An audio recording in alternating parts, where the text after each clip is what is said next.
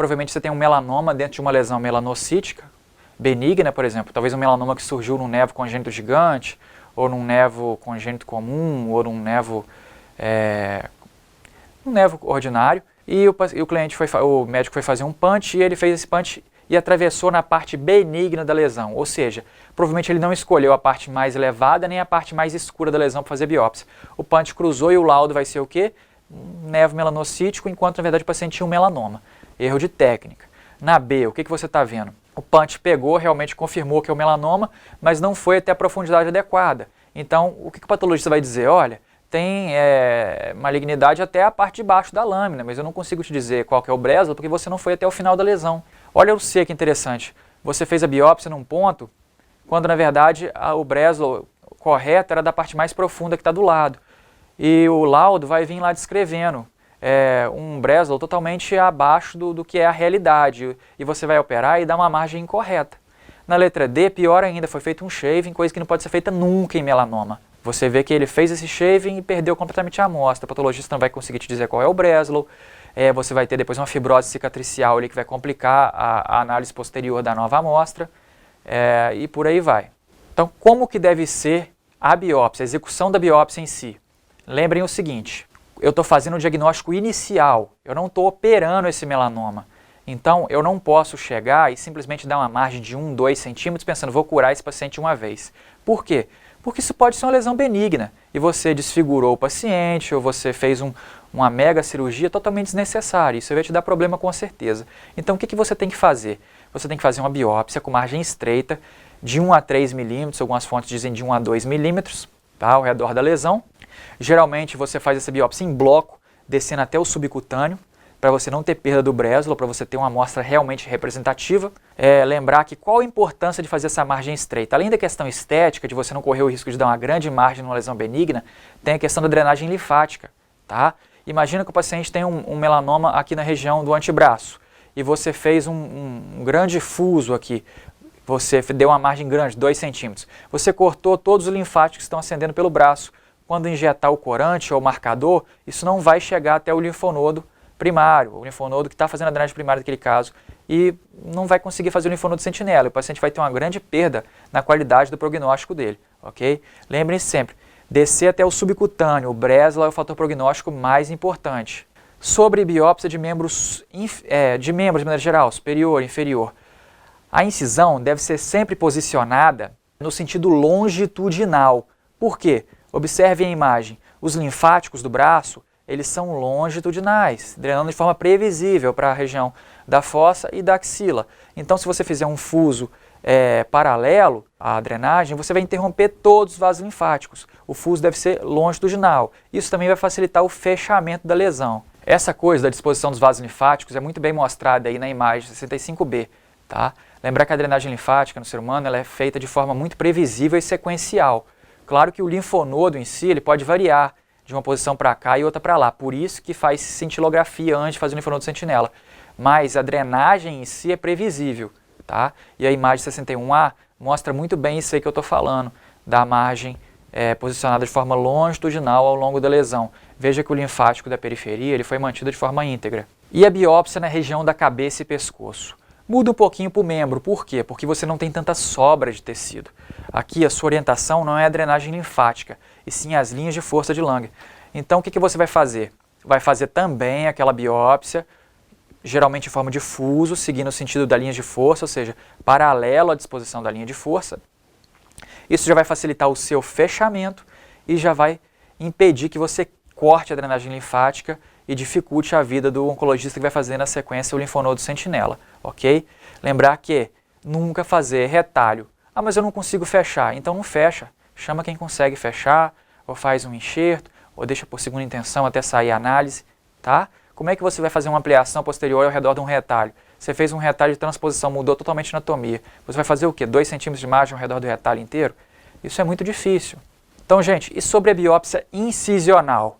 Posso fazer? Não posso fazer? Olha, o indicado, o adequado, é sempre que possível fazer a biópsia excisional. Mas em alguns casos, a gente aceita, tolera essa biópsia incisional, ou seja, tirar apenas um fragmento de amostra. Quando? Você tem uma lesão enorme na região plantar, você não sabe se é um melanoma. Você vai fazer ali uma biópsia excisional, tirar a região, a planta do pé do paciente inteiro? Isso tem consequência para o paciente, não é coisa tão simples assim. Você tem uma lesão na face, que a retirada com margem, uma biópsia excisional vai criar uma deformidade no paciente. Você vai fazer excisional? Também não. Então o que eu vou fazer? Ou eu vou pegar uma lâmina e fazer fuso, pegando parte da lesão, ou eu vou fazer punch. Tá? Essas biópsias incisionais podem ser únicas ou múltiplas, de acordo com a extensão da lesão. Se você for fazer incisional, procure fazer biópsias múltiplas, pegando os pontos mais elevados da lesão ou mais escuros, com maior depósito de pigmento. Uma coisa muito interessante é que, apesar do indicado ser a biópsia excisional, a biópsia incisional não altera a mortalidade, não altera a recorrência, tá? Não vai alterar a sobrevida do paciente e nem altera a chance de metástase. É considerado errado incisional? Não.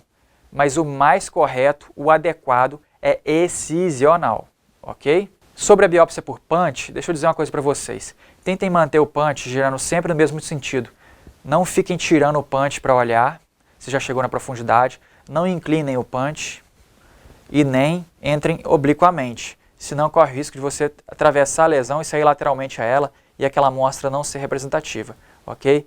Observem um exemplo, é a nossa figura 65A, tá? Que é uma lesão plantar grande.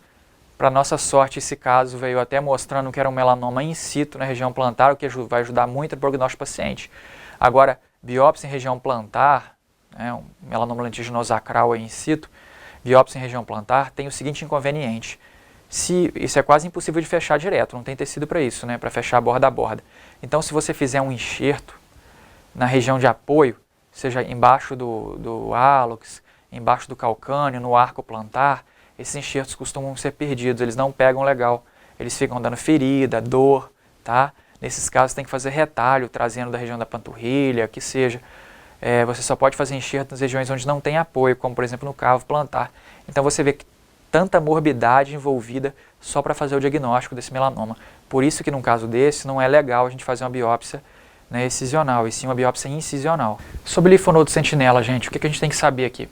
O linfonodo sentinela está indicado quando eu tenho melanoma com Breslow maior ou igual a 0,76 milímetros, geralmente indicado até 4 milímetros de profundidade de espessura, você faz o linfonodo sentinela, ok?